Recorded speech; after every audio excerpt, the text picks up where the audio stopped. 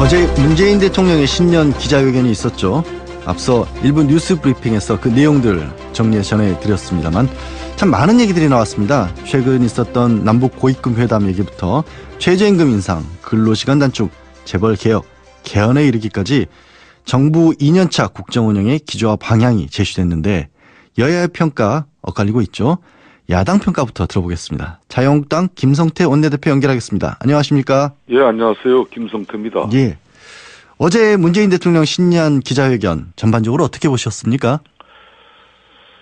오늘 아침 언론 사설에서 가장 많이 다룬 주제가 뭔지 아시겠습니까?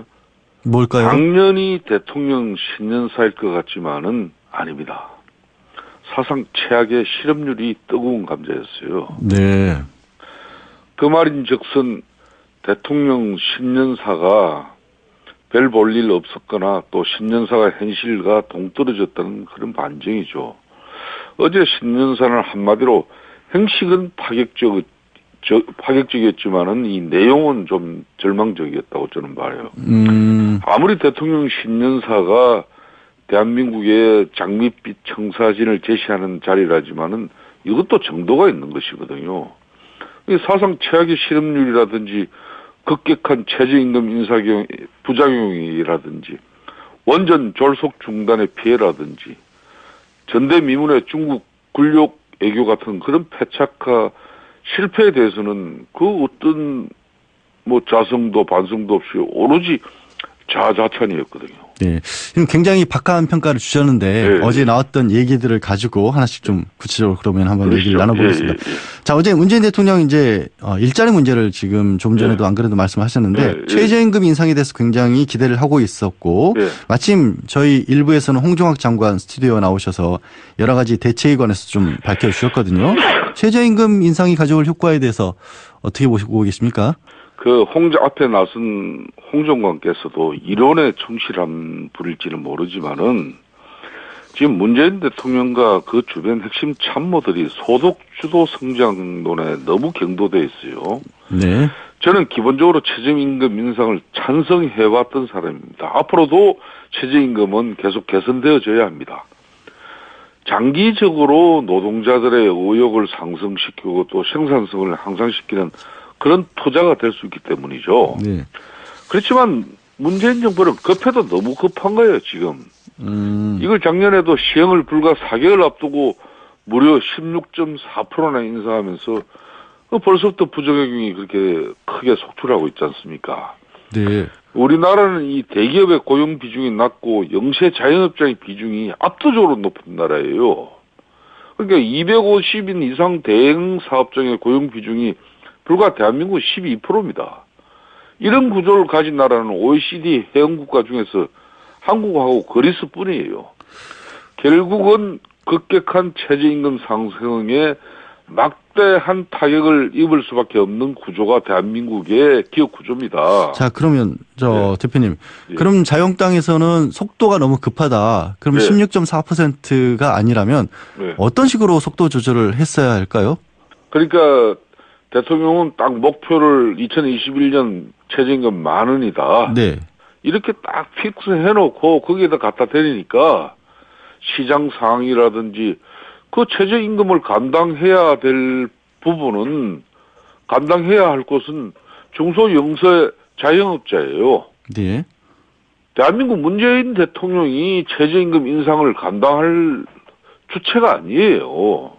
그런데 지금 그 중소영세 사업장에 지금 현재 현실도 잘 모르는 채 그런 대폭적인 인상을 내놨어요. 그러니까 그렇게 인상해놓고 중소영세기업이 감당을 하지 못하니까 3조 5천억이나 되는 일자리 안정기금이라는 걸 또 만들어가지고 결국은 국민의 헬세로 가지고 이 자유민주주의 시장 경제의 가장 기본인 이 노동의 대가인 임금을 결국은 정부가 지급하는 행태가 되는 거예요. 물론 일부 보조지만은 이게 대통령이 현실을 무시하고 신선 노름하듯 얘기하면 안 될 그런 내용이에요.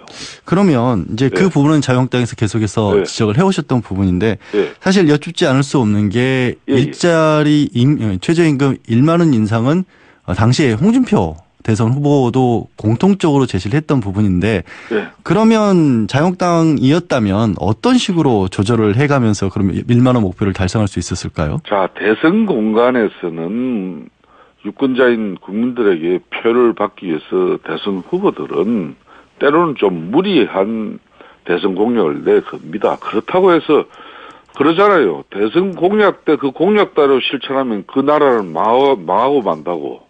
그러니까 예. 우리 국민들이 대선에서 공약 내걸었다고 대선 공약 액면 그대로 100% 실천해버리려면은 대한민국의 재정은 거들 날 것이고 나라는 망합니다. 네. 그 국민들이 다 아는 거예요.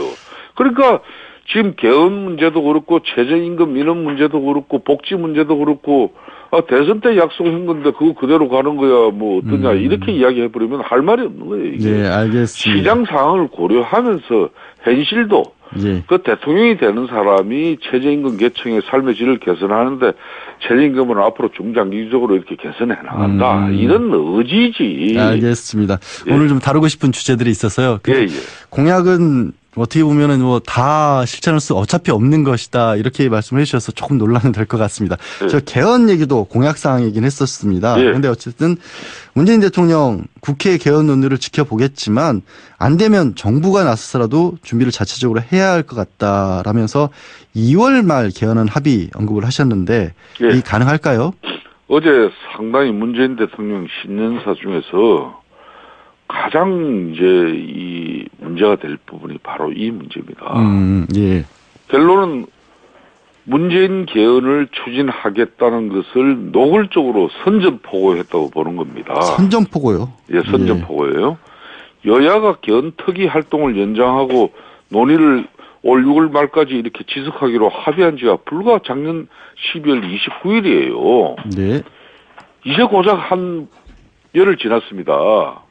그럼에도 대통령이 지방선거 동시 투표를 못 박는 것은 여야의 합의를 무시하고 결론은 국회를 패싱하겠다는 선언인 것이에요.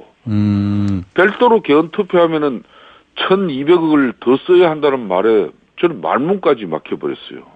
아니 왜? 그 대통령 말 한마디에 멀쩡한 원전 건설을 중단시키고 무려 4천억의 손실을 초래한 장보윤님이 비용을 운운할 자격이 있는지 저는 대묻지 않을 수가 없는 거거든요. 예, 단순하게 비용 문제를 가지고 원전과 그러니까. 비교하는 것은 단순 비교일 것 같습니다만은 예. 그때 어떻게 보면은 그 12월 29일 합의라고 말씀하셨지만 여전히 그 야당이 개헌 논의를 조금 협조를 안 해주는 바람에 이게 좀 미뤄지고 있다라고 여당에서도 반발을 했었거든요. 예. 그리고 뭐 어쨌든 자유한국당에서도 또 공약 말씀을 드릴 수밖에 없지만 6월 개헌하기로 했었고요. 예. 예, 근데 굳이 지방선거와 동시에는 안 된다라고 또 강조하시는 이유는 뭐죠? 자, 이번 6.13 지방선거에는 많게는 9표, 적게는 8표의 유권자의 선택이 달린 선거입니다. 네. 그 안에 이제 이 개헌 투표도 하나 포함시키자는 건데 이거야말로 땡처리 패키지 여행 상품처럼 개헌이 다뤄지고 있는 거예요. 이 개헌은 국가 체제를 바꿔내는 아주 중요한 일입니다. 이걸 지방선거에서 자 서울시장 그리고 구청장 교육감 그리고 서울시의원, 서울시 비례의원 뭐 저 지역구 강서구의 강서구의원 또 강서 비례의원 뭐 이런 식으로 무려 9표를 행사하는데 거기에 마지막에 개헌도 집어넣자는 건데 사실상 개헌은 국가의 백년지 대계를 만드는 일인데 이걸 제대로 우리 국민들의 냉철한 이성과 판단 속에 개헌 투표가 이루어지겠습니까? 예, 지금 너무 저희 자유한국당이 투표로 대표님 이제 말씀하신 것은 너무 많은 걸 한꺼번에 처리하면 국민들이 감당하기 어려울 것 같다는 말씀이었는데 이거 논란이 있겠지만 시간 관계상 하나 더 꼭 여쭙고 싶은 게 있었어요. 그렇죠. 예. UAE 이 의혹 때문에 굉장히 시끄럽지 않습니까? 대표님께서도 이 부분 굉장히 많이 지적을 하셨고 하지만 이명박 정부 김태형 전 국방장관이 비밀 군사협정 맺었었다라고 고백을 했습니다. 이거 군통수권자였는데 이명박 전 대통령 모르고 넘어갈 수 있었을까요?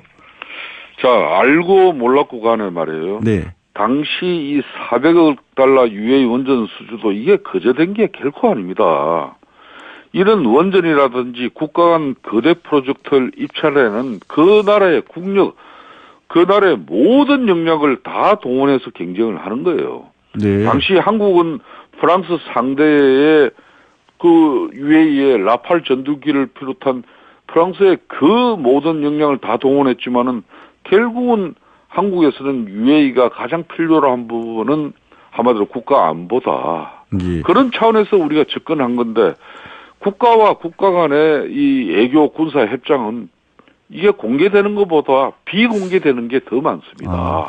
그 예, 자체를 무조건 이게 마치 잘못된 거고 이렇게 하면은 대한민국이 제대로 된 이 국가 간 프로젝트 따낼 수가 있겠습니까? 지금 대표님 말씀은 그런 어떤 비밀협정이라는 것을 어떻게 보면 군사 파견이란 굉장히 중요한 문제였지만 국익을 위해서 불가피했다라는 그렇게 좀 받아들여도 될까요? 저는 당시에는 이 엄청난 원전 수주를 위해서 국가로서는 할 역할은 다 했다고 봅니다. 다만 해외 파병은 분명히 국회의 비준 동의를 구해야 되는 부분입니다. 예, 알겠습니다. 오늘 말씀 여기까지 듣겠습니다. 고맙습니다. 예, 감사합니다. 예, 지금까지 자유한국당 김성태 원내대표였습니다.